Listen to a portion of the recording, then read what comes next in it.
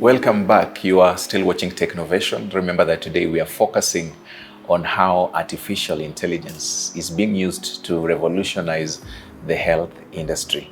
We are here with Ashton Onyango and we get more details from him. And here now is the prototype of the app, a preliminary version of the product that the creators say will be fully out in about 2 years. So we have a prototype of the general concept of what MedAssist is. So it shows the different pages of how you use the app, from how you log in to how you try and talk to it.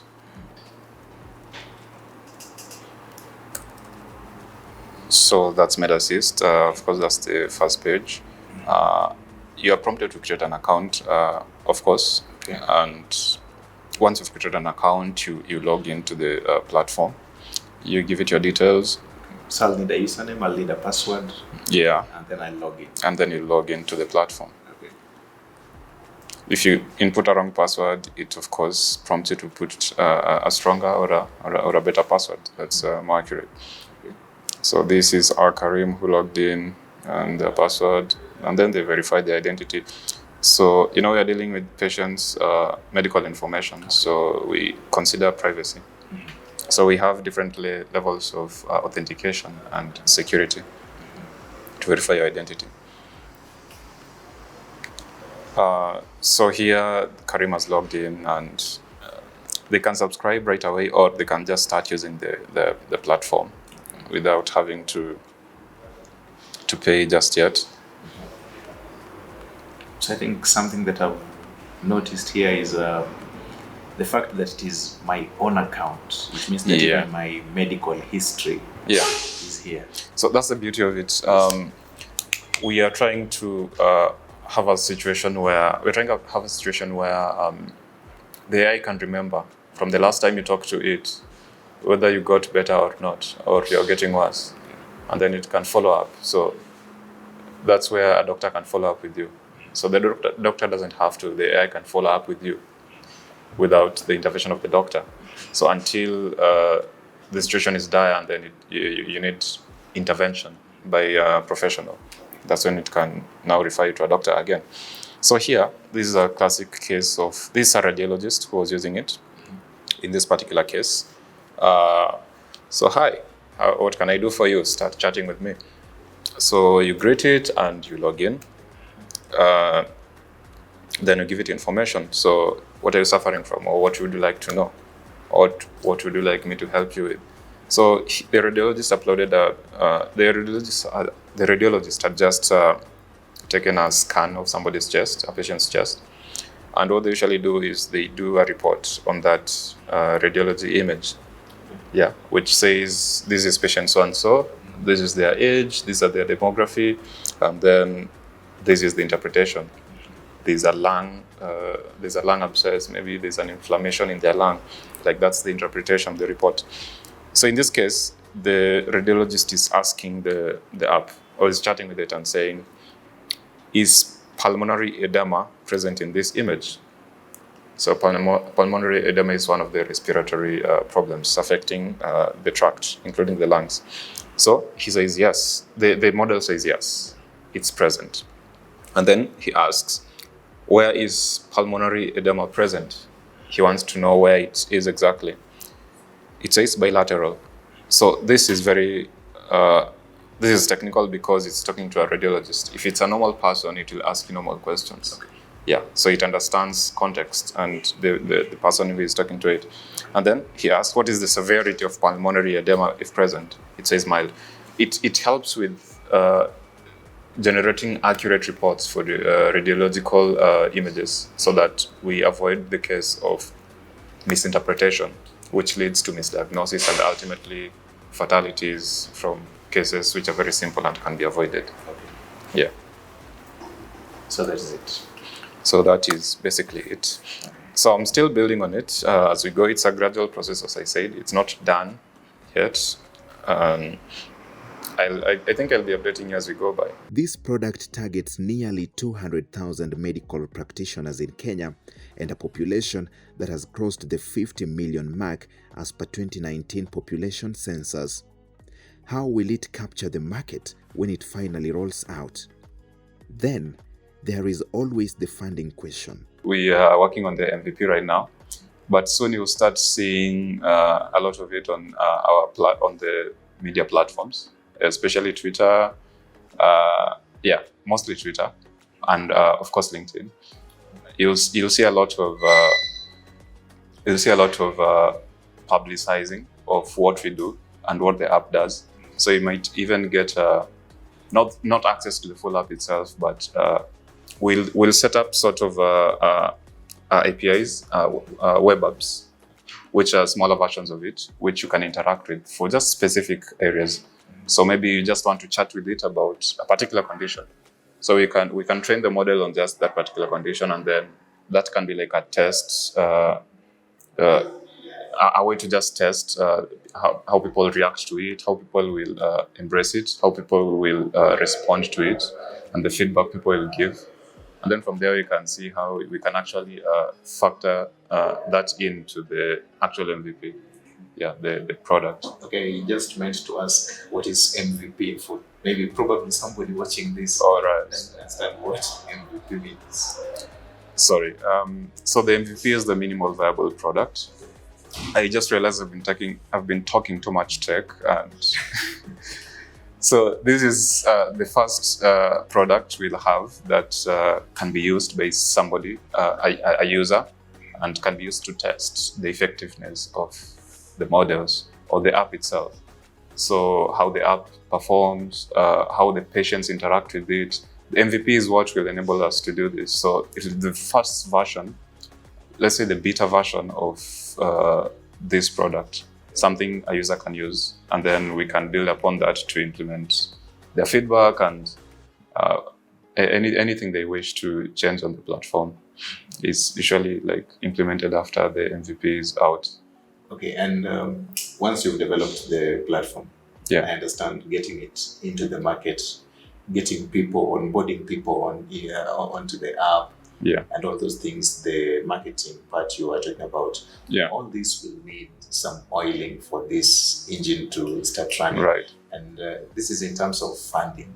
Yeah. So where is the money? The question of money. Yes. Yeah. I love the question of money. We all love money, right?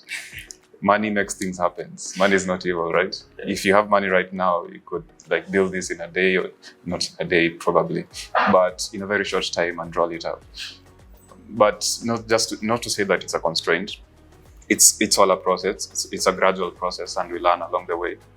So before we build our MVP, or for us to build our MVP, we're actually looking to secure some non-equity grants, so funding without equity. So where we get money and we don't like give a stake of the company for that money given. It's just for the MVP itself.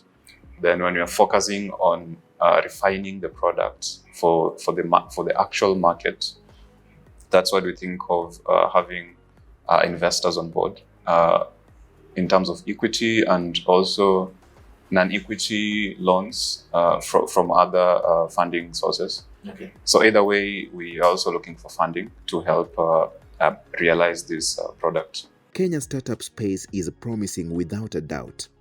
But at the same time, some startups have exited the market shortly after their debut.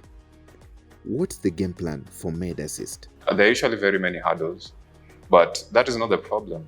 I mean, in any venture that you are in, there are usually those hurdles, and finance is one of them. So the problem is not actually getting the finance. The problem is in what to do with the finance, because most people take this funding that they get, and the first thing they do with it is, purchase a lot of, let's say, they purchase a lot of things from the start, before thinking of getting people to help build these actual products. I mean, the most important resource before you even have the funding itself is the human resource. People are going to actually build the product, and people will actually believe in the product. Last year in April, that is 2022 April, Yeah. you were outside this country. Oh. You were somewhere in South Africa. Johannesburg. Yeah, Johannesburg. What was happening? Joburg is a very nice city. You should go there. I will one day. You should. God willing. Yeah, God willing. Well, a lot of people go outside this country. I love that I was able to also. We went to visit Johannesburg for 3 to 4 days, thereabouts. So this was under a competition called the Huawei ICT competition, which you will see a lot of because they just launched another cohort for the next academic year. With this, we have an innovation competition where they give you a theme. And from that theme, you use technologies at your disposal, any that you wish, or all of them, even if you want, from AI to cloud to all these technologies and tools, to come up with a solution that addresses this theme. It has to be impactful to the society. It has to have value. It has to solve the problem that has been said therein. So we built a wearable device. Something like this. We didn't build the actual device, but the concept, we actually built a prototype. It's a wearable device that can take your body parameters from your temperature, your pulse, heart rate, and many other things. And from there, it can be able to determine whether you have pneumonia. Determine, not diagnose. Or if you already have it, it can help with tracking and monitoring the progression of pneumonia. So our target group was children below the age of 5 years, because the way we usually diagnose pneumonia or detect is through having a chest X-ray and looking at your lungs to see if you have maybe an abscess or your lungs are filled with water, fluid. That's usually one of the indications that you have pneumonia. So we are looking at an alternative means, because a kid can't be exposed to X-rays or radiation, especially a very young one below the age of 5. So we were finding an alternative means, and AI also gives that alternative means. Well, we learn a lot in class, of course, but not all of it applies to solving real life problems, or even when you go out into the field. When you're done with your studies, you go to work. Most times they retrain you, or they tell you to unlearn and learn again. So relearn.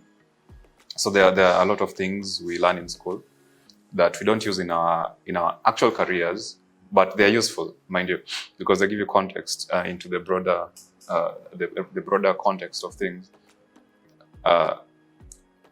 One of the ways you can access or you can tap into this information that is not given in class, which is needed out there, is being part of these groups. Like we have local tech communities. Like we have one for Google developers here in Kenyatta University. We have one for engineers. It's called IEEE. It's actually behind you. It's not just engineers, it's anybody working in the technology space, right? Yeah, so when you're in these groups, you meet like-minded people who are also working on things as you are, or who are already working on things that you want to work on but you haven't started. Yeah, so these groups give you that opportunity or that chance to do more or to pull your weight more than what you do. So it exposes you. The main thing is exposure. So it exposes you to what happens outside of your class. If you're just like concentrated if you're just in your cocoon, you don't know what's happening outside. You just go to class and that's it. Like that's the end of the story. You find that there's a lot that passes that you don't know about. There's a lot that happens in the technological world that you don't know about. There's a lot that happens that you just don't know about. Yeah. That brings us to the end of this episode of Technovation. See you again next week on a new episode. My name is Dennis Omondi, and on behalf of the whole team that made this episode a success, I want to wish you a nice time.